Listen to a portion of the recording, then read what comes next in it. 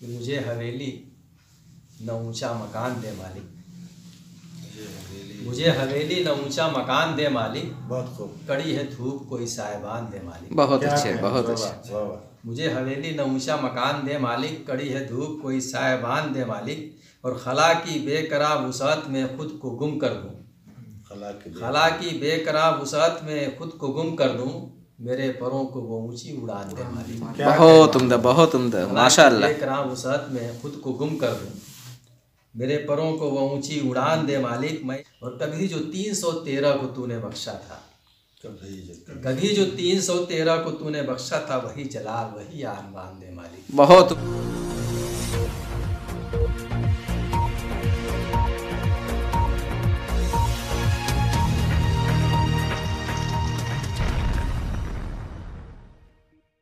Khan TVS Ghosi के proprietor Sarfaraz Khan यौम जमहूरिया की मुबारकबाद पेश करते हैं।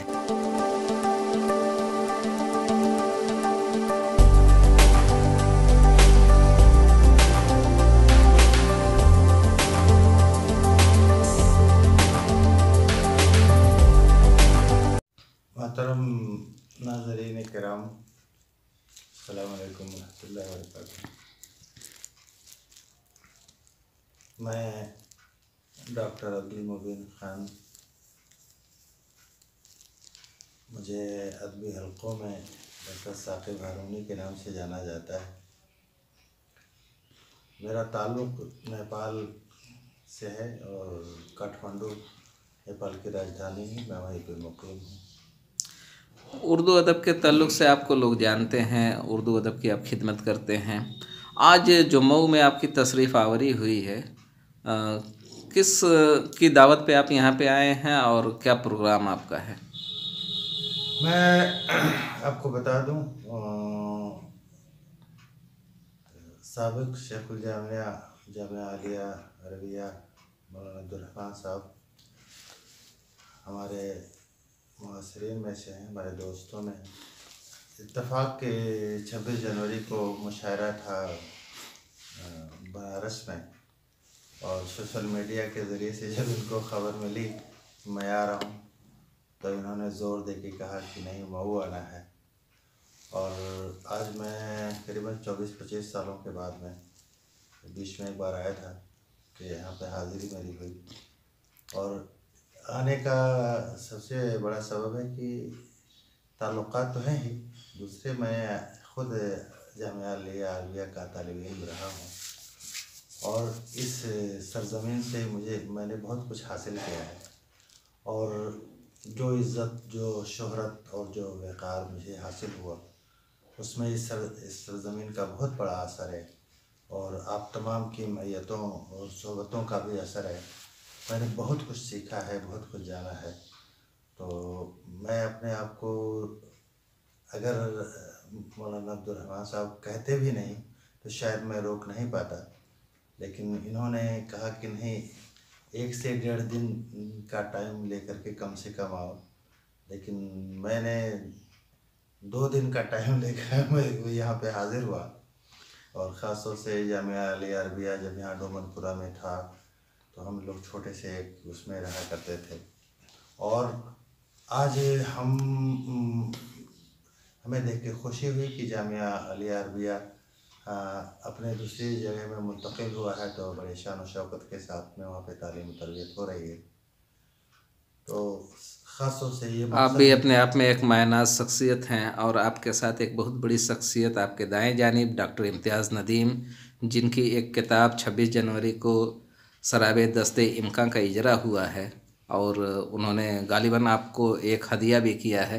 तो किताब पे कुछ मैं चाहता हूँ कि थोड़ा सा तबसरा हो जाए। आपने देखा कुछ, उसमें कुछ ख़ास आपको लग रही है?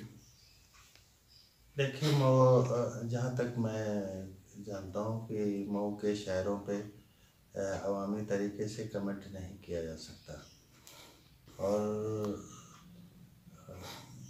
ये वो सरज़मीन है जहाँ से अदब की आबियारी जिस अंदाज में जिस तरीके से हुई है, तो हम जैसे बेअदब लोग उस पर बहुत ज़्यादा तबसरा नहीं कर सकते। फिर हमारे इस्तिज़ा में से हैं, और मैं उसको, वो हदिया नहीं, मेरे लिए एक हुक्म है, एक नामा है। मैं उसको अपने लिए एजाज़ समझता हूँ कि उन्होंने मेरे लिए वो किताब पेश की, और मैं उससे बहुत कुछ सीखने की कोशिश करूँगा, उनके अंदाज़ फ़िक्र से, उनके शेरी अंदाज से, उनके किन किन असनाफ में और किन किन बहरों में उन्होंने उन पे गज़लें कही हैं। तो इंशाअल्लाह रहमान मैं जानता हूँ मेरे लिए ये किताब मशाल राह है। और मौलाना अब्दुल रहमान अली साहब से आपके ताल्लुकात काफ़ी देरीना हैं क्या? मौलाना अब्दुल रहमान अली साहब से हमारे ताल्लुकात सन 1981 से हैं, और एक लंबा अरसा गुजर गया, नियर अबाउट 40 सालों का हम एक दूसरे को जानते हैं। और मेरी तरफ से कुछ तजाहुल व तकासुल रहा हो, लेकिन इनकी तरफ से कभी नहीं रहा। ये इनका खुलूस कभी कम नहीं हुआ मेरे लिए। और मैं अपनी मसरूफियात के बिना पर मैं कह सकता हूँ कि जिस तरह से मुझे पेश आना चाहिए था उसमें बहरहाल मेरी तजाहुली और तकासुली शामिल है। और इंशाल्लाह ये ज़िंदगी है और इसको निभाने की ज़रूरत है। और मौलाना अब्दुल रहमान साहब ने उस चीज़ को बखूबी निभाया है। मैं अपनी कमी कजी कसर को एतराफ़ करता हूँ। डॉक्टर साहब, आपको मुशायरों की दुनिया से मुल्क बैरून मुल्क आपको आना जाना है और मुशायरों में आप उर्दू अदब की खिदमत करते हैं। हमारे जो नाजरीन हैं, जो सामीन हैं, वो उनकी एक ख्वाहिश है कि कम से कम आप अपनी जो तख्लीक करदा गज़लें हैं ज़रा उसको दो चार पेश कर दें तो थोड़ा सा लोगों की हौसला अफजाई हो जाएगी। मैं अपने कलाम को पेश करने से पहले आपको बता दूं कि नेपाल में आज से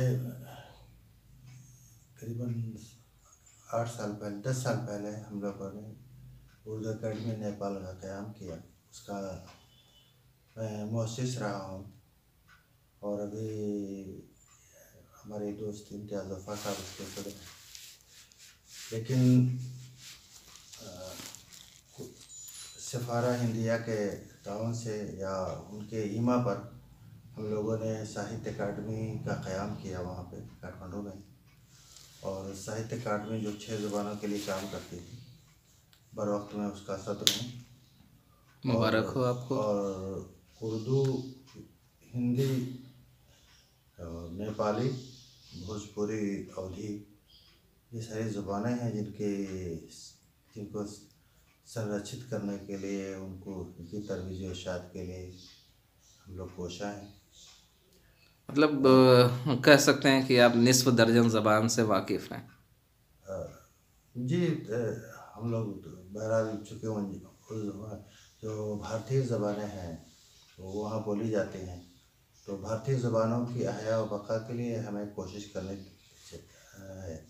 और इसलिए भी कोशिश कर रहे हैं कि हमारी तहज़ीब, हमारी संस्कृति इन्हीं ज़बानों से जुड़ी हुई है। और हम लोग अपनी विरासत, तहज़ीबी सकाफ़ती विरासत को बाकी रखने के लिए तो उन ज़बानों की हयात ज़रूरी हुई, लिहाजा हम लोग कोशा हैं उन ज़बानों की तरवीज व इरशाद के लिए। तो इस मौके से एक वही है कि जो आपकी तख्लीक है कुछ आ जाती लोगों के सामने। मैं ग़ज़लियात का शायर रहा हूँ और मेरा यही जहाँ तक है, मई या जून तक में मेरा मजमूए कलाम आंग है माला के नाम से मंज़र आम पर आएगा इंशाअल्लाह रहमान। इंशाअल्लाह। और आप तमाम के हुज़ूर चंद गज़लें पेश करते हुए मुझे फ़ख्र व इंबसात महसूस हो रहे हैं। इरशाद। और मैं अपने लिए एजाज़ समझता हूँ डॉक्टर नदीम साहब कि मैं आपकी मैयत में आपके सामने मैं अपनी गज़ल पेश कर रहा हूँ। मौलाना मेरे लिए खुशनसीबी की बात है। हमारे यहाँ सियासी हालात, सियासी अफरा तफरी है और हुस्न इत्तेफाक या सुए इत्तेफाक मैं भी किसी पार्टी से बिलोंग करता हूँ। नेशनल लेवल का कैडर हूँ मैं नेपाल में। जी।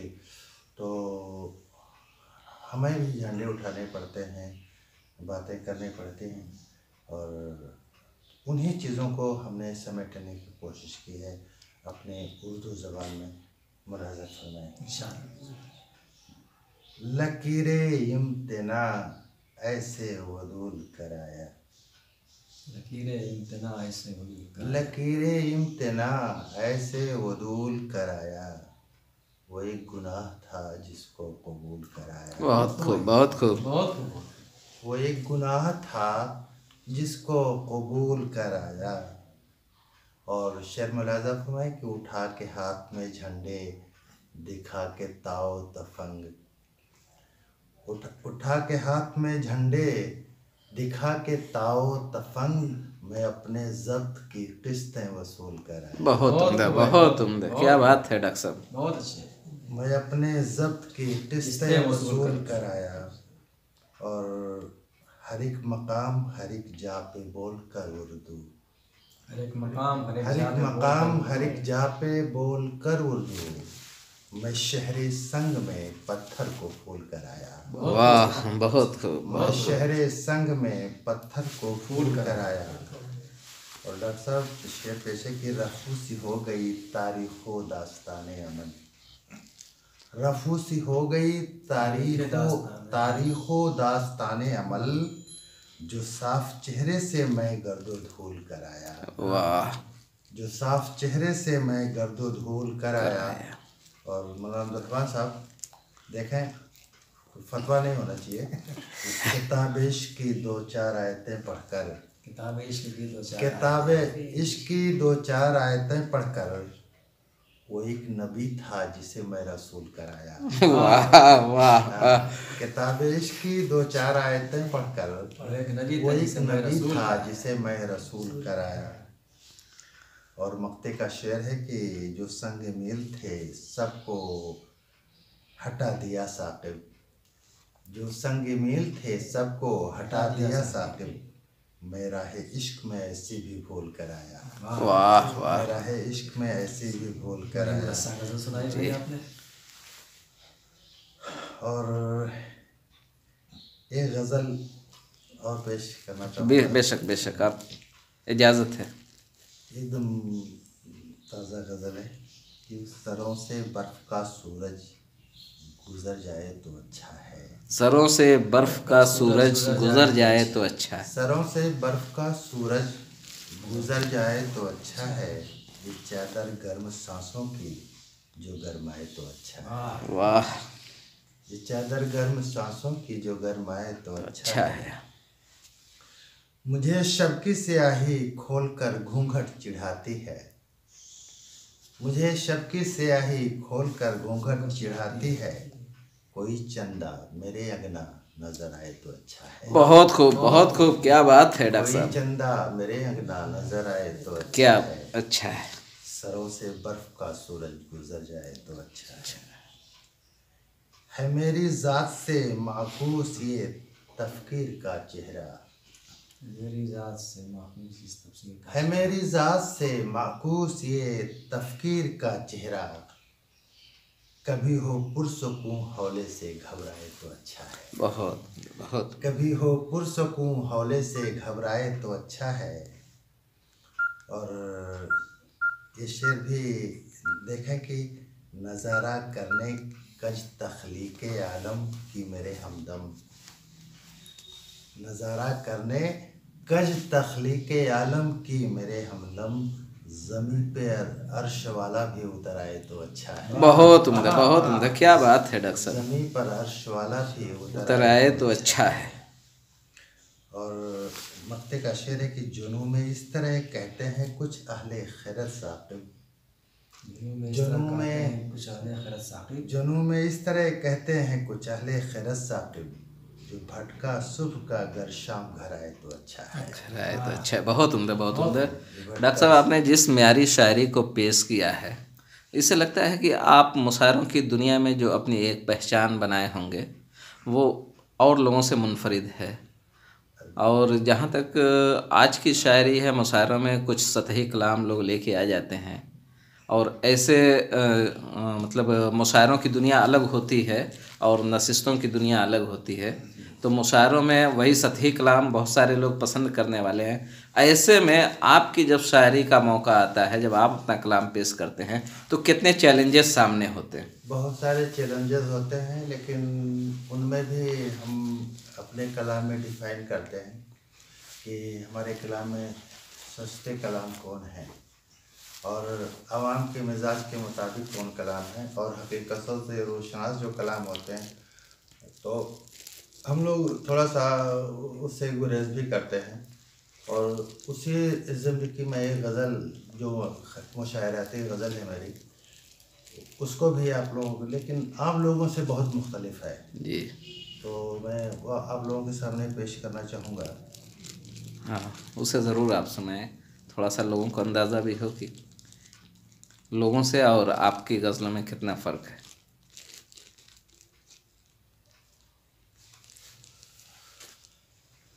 मेरे ख्वाबों में वो आती है चली जाती है, ऐसा। मेरे ख्वाबों में वो आती है चली जाती है, शमे उम्मीद जलाती है चली जाती है। वाह। हाँ, शमे उम्मीद जलाती है चली जाती है। हर सुबह बाम पे वो बादे सबा के रुख पर, हर सुबह बाम पे वो बादे सबा के रुख पर आके जुल्फों को उड़ाती है चली जाती है। वाह। आके जुल्फों को उड़ाती है चली जाती है। मेरे ख्वाबों में वो आती है चली जाती है। दफातन चलते हुए सामने आ जाने पर, दफातन चलते हुए सामने आ जाने पर अपने चिलमन को गिराती है चली जाती है। क्या बात है डॉक्टर साहब, बहुत चिलमन उम्दा। को गिराती है चली जाती है। और हौसले गज़ल इस तरह पेश करता हूँ डॉक्टर जी। साहब। उंगलियों से कभी वो रेत की दीवारों पर, उंगलियों से कभी वो रेत की दीवारों पर मेरी तस्वीर बनाती है चली जाती है। मेरी तस्वीर बनाती है चली जाती है। और अपने तारीख मुक़द्दर की स्याही धोने, अपने तारीख मुक़द्दर की स्याही धोने चांदनी शब में नहाती है चली जाती है। वाह, क्या बात है। चांदनी शब में बहुत। नहाती है चली जाती है। जोशो जज्बात में नादान सी पागल चंचल, जोशो जज्बात में नादान सी पागल चंचल खून आँखों से बहाती है चली जाती है। और आखिरी शेर है कि आखिरी शब में चहकती हुई कोयल कोई, आखिरी शब में चहकती हुई कोयल कोई ख्वाबे गफलत से जगाती है चली जाती है। वाह, क्या बात है, बहुत उम्दा, बहुत उम्दा डॉक्टर साहब। मेरे ख्वाबों में वो आती है चली जाती है। अब आपने जिस तरीके की शायरी पेश की है, तो ये तो वाकई मेयारी ये भी है, इसको नहीं कह सकते कि बहुत सतही है जिस हिसाब से आज की शायरी लोग पेश करते हैं। एक सवाल ये है कि जिस तरीके की आप शायरी करते हैं, काफ़ी चैलेंजेस होते हैं। नेपाल से इंडिया में, हो सकता है कि बांग्लादेश या दुबई भी जाने का आपको मौका मिला हो, तो जो नई नस्ल के लोग हैं उनको कुछ आप अपने तौर पे क्या पैगाम देना चाहते हैं, ताकि जो बहुत आगे बढ़कर उर्दू की खिदमत करना चाहते हैं, उर्दू अदब की खिदमत करना चाहते हैं, उनके लिए क्या मुफीद होगा? मैं आपसे बता दूं 2005 में मैंने मुस्तकिल तौर पर काठमांडू में कदम रखा, और जब हमने पकड़ पकड़ के हम लोगों को खाना खिलाते थे और अपने अशार सुनाते थे, और एक नशिस्त करने के लिए, हमें भीड़ इकट्ठा करने के लिए हम लिख करके मस्जिदों के जुमे के रोज़ मुशायरा हम रखते थे। और लोगों को जो जिन पहचान के लोग हैं या पढ़े लिखे लोग हैं, उनको हम वो टोकन देते थे कि आप आएँ, खाना भी मिलेगा आपको वहाँ पे, सारा इंतज़ाम हो करके। मतलब आपने वो काम उस वक्त किया जो आज सरकार मिड डे मील के तौर पे करती है कि बच्चों को पढ़ने आओ तो खाना मिलेगा। हाँ पढ़ने आओ तो, क्योंकि ये बहुत डॉक्टर साहब हंसने की चीज़ नहीं है, बहुत बड़ी सच्चाई है कि आज भी हिंदुस्तान की जो एक बड़ी पॉपुलेशन है और जिनके बच्चे भूखे रहते थे, सरकार ने ये प्रोग्राम कराया तो वो पढ़ाई इसलिए करते हैं कि वो अपना पेट पाल लेते हैं, आ जाते हैं। ये बहुत अच्छा प्रोग्राम है। तो हमारे यहाँ पहले अरूज़ी शायरी को लेकर के बहुत से बातें आती थी। वहाँ त्रिभुवन यूनिवर्सिटी के बाज़ प्रोफेसर ने कहा यहाँ नेपाल में ये सब नहीं चलेगा, लेकिन बाद में 2-4 साल बाद उन्होंने वह गज़ल के नाम से एक किताब लिखी और जैसे उसको जो हमारे अरकान हैं उनको गिनतियों में ढाला, जैसे फ़ौल 1 2 2 इस तरह से करके। तो उन्होंने एक किताब लिखी, फिर आवाज़ शर्मा करके उन्होंने अरूज़ विज्ञान के नाम से एक किताब लिखी। आज डॉक्टर साहब वहाँ पर नई नस्ल जो है वो पहले जो शायरी थी उसके मुताबिक शायरी वो नहीं कर रहे हैं, एक होड़ सी लगी हुई है नेपाली शायरों की और उसके मुताबिक शायरी कर रही।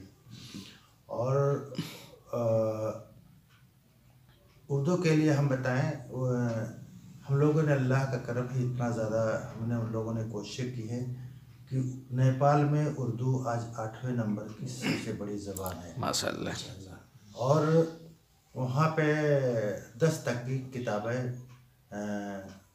जो अभी तजर्बे में है, गवर्नमेंट देख रही है, जो मुंजबित हुई हैं और उनको मुंजबित करने में मेरा भी कलीदी किरदार रहा है।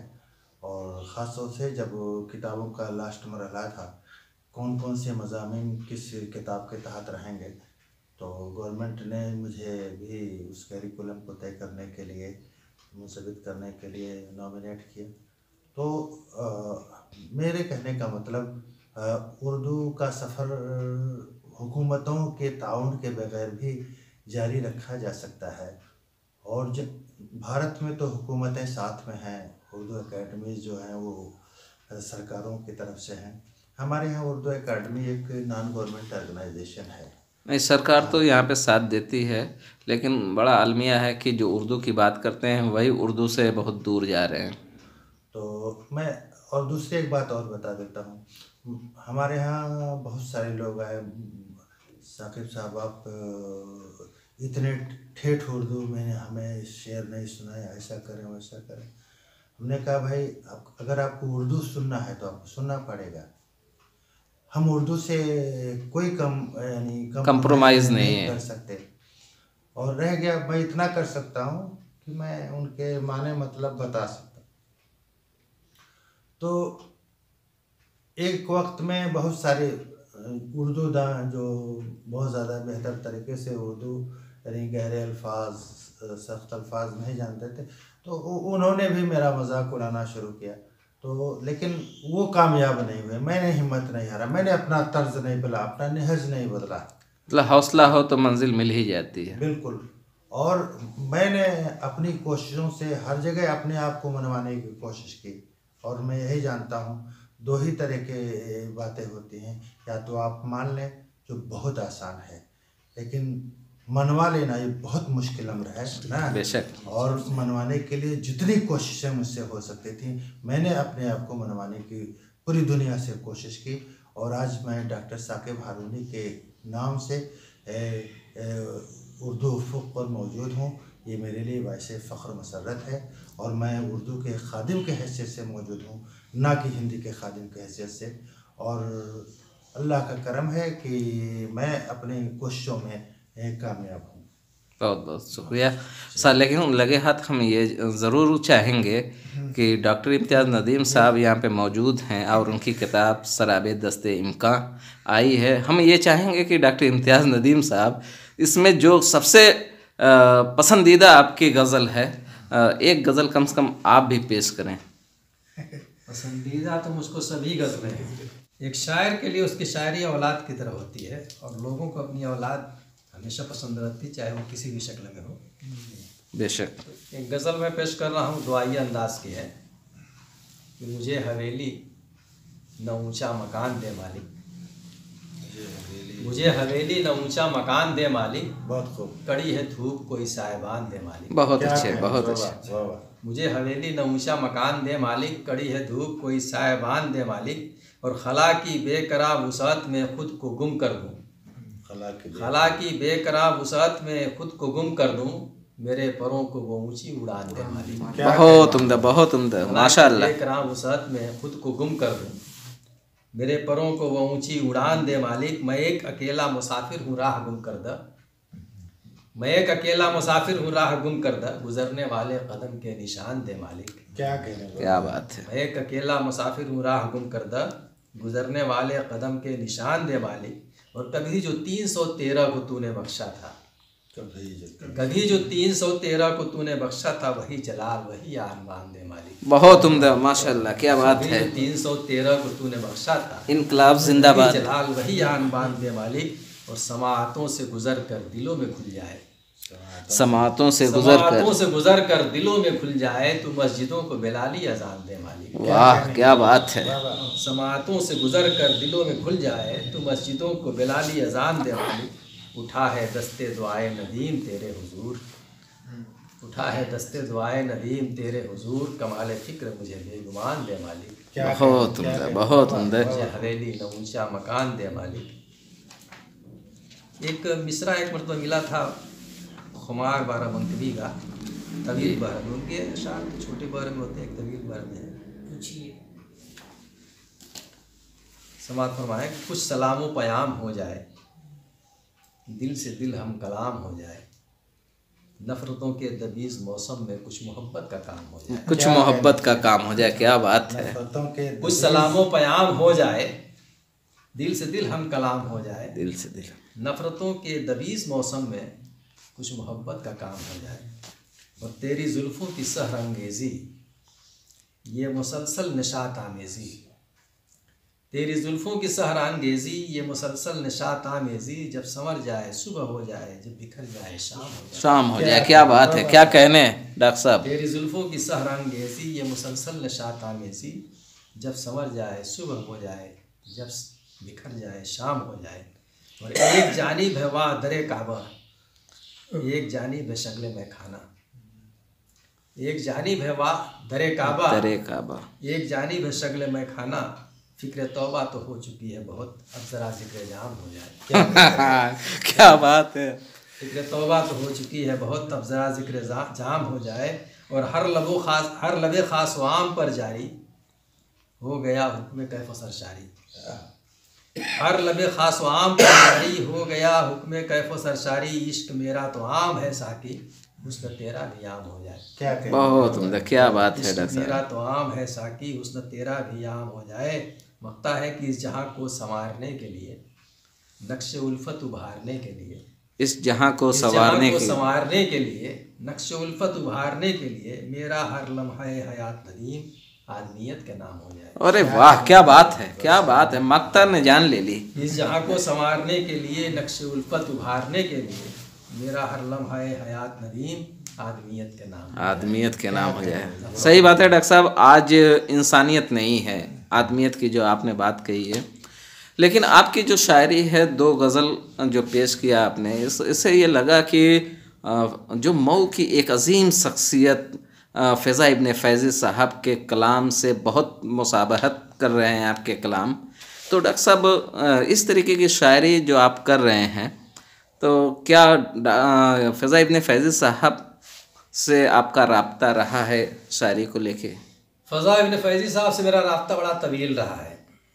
जब वो चलने फिरने लायक थे, जामिया आलिया अरबिया में आते थे, तो मेरे पास ज़रूर बैठते थे और घंटों बैठते थे।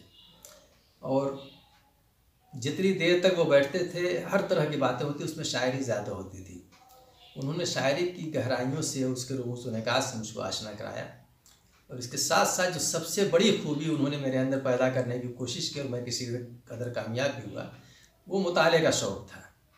इस पर वो हमेशा ज़ोर दिया करते थे। मैंने उनकी किताबें पढ़ी और दूसरे असातिज़ा की भी किताबें पढ़ी, और किताबों के मुताले से ही पता चलता है कि फ़िक्र को अल्फाज के ज़रिए कैसे आप पेश कर सकते हैं। डॉक्टर साहब, मुताले का जो आपका टाइमिंग था, वो कौन सा टाइमिंग था और कितना वसी आपका मुताला होता था, कितने घंटे का मुताला होता था? ज़्यादातर मेरा मुताला रात को होता है, कम से कम 3-4 घंटों का होता है। मैंने नसरी किताबें भी पढ़ी, शेरी किताबें भी पढ़ी, नावलें भी पढ़ी। नावलों का मामला ये है कि जब मैं मुंशी दर्जात में पढ़ता था उस वक्त से मैं नावलें भी पढ़ता था और रोज़ाना 2 नावल में ख़त्म करता था। और एक नावल कम से कम 150 सफ़ा 200 सफ़ा की होती थी, 2 नावल 400 सफ़ा में पढ़ लेता था। इसके अलावा स्कूल के काम भी करता था और घर में भी जो ज़रूरियात हैं उनको भी पूरी करता था। मुताला का शौक़ बचपन से था, लेकिन शायरी के मैदान में आने के बाद ये रुख बदल गया अपना, और असातिज़ा के कलाम को मैंने बहुत पढ़ा, जिसकी वजह से मुझे ये पता चला कि लफ्ज़ को किस तरीके से तरतीब दी जाए कि एक अच्छी गज़ल वजूद में आए। और अपने जानने वालों मानने वालों से मैं ये हमेशा कहता रहा कि ज़्यादा से ज़्यादा मुताले की आदत डालिए, क्योंकि फ़िक्र में नुसरत मुताले से ही पैदा होगी। मुताला नहीं होगा तो आप अच्छी चीज़ें अच्छी बातें नहीं कर पाएंगे। बेशक डॉक्टर साहब, आपका वसी मुताला रहा और आप अच्छी शायरी की, गज़लों के मामले में पहला मजमुआ कलाम आपका आया है, ये शायद पहला है जी। लेकिन एक चीज़ है कि इस तरीके की शायरी आज भी आप जैसे लोग कर रहे हैं, जिसकी वजह से उर्दू अदब या उर्दू की जो खिदमत है वो आप ही लोगों की वजह से हो रही है। लेकिन आज के टाइम में कुछ ऐसे जो कह लीजिए कि वो गाते हैं, कलाम दूसरे का लिखा हुआ वो लेके आ जाते हैं, गाते हैं, हिंदी में लिखा होता है, उर्दू गज़लें होती हैं, तो उनके लिए कुछ ख़ास पैगाम है आपकी जानिब से? उन्हें अल्लाह ने आवाज़ दी है, उसका इस्तेमाल करते हैं। थोड़ा सा फ़िक्र का भी इस्तेमाल उनको करना चाहिए, और दूसरों की गज़लें पढ़ते पढ़ते उन्हें कुछ अशार कहने की कोशिश करनी चाहिए।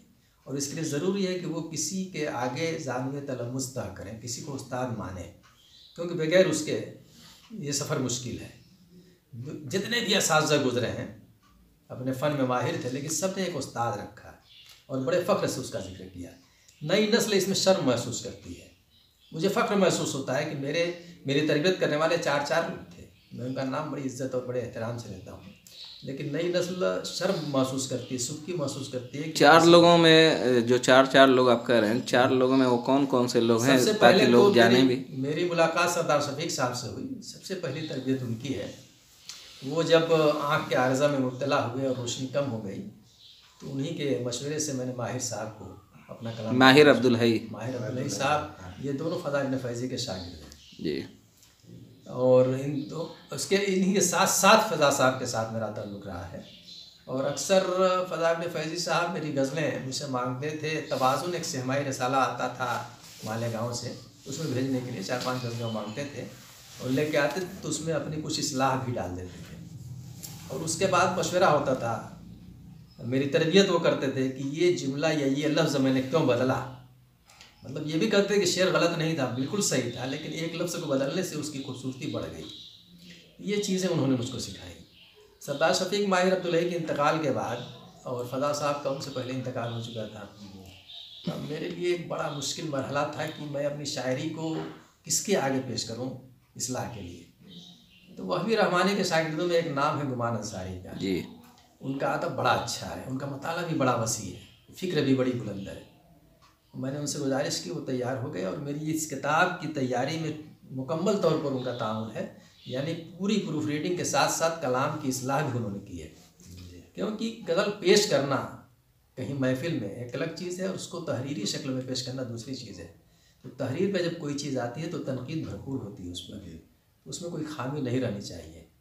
मुझे याद है मुश्ताक शबनम साहब फ़दा साहब के शागिर्दों में थे और बड़ी अच्छी शायरी उनकी थी, बल्कि माहिर साहब और सरदार साहब से अच्छी शायरी उनकी थी।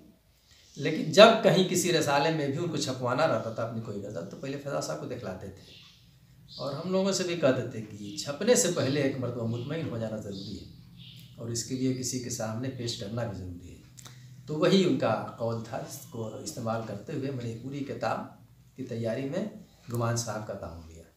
कुल मिला के आपके कहने का मकसद यही है, मतलब यही है कि किसी भी काम को करने के लिए एक उस्ताद का होना बहुत लाजिम है, ज़रूरी है, रहनुमाई ज़रूरी है जी। तो बहुत बहुत शुक्रिया डॉक्टर साहब, आपने बड़ी मुफीद बातें बताई। आप दोनों शख्सियत ऐसी हैं जिनको बार बार लोग सुनना चाहेंगे। हम लोग भी चाहेंगे कि आगे भी आप लोग हमें खिदमत करने का मौका दें। इंशाअल्लाह ऐसे मौके आएंगे।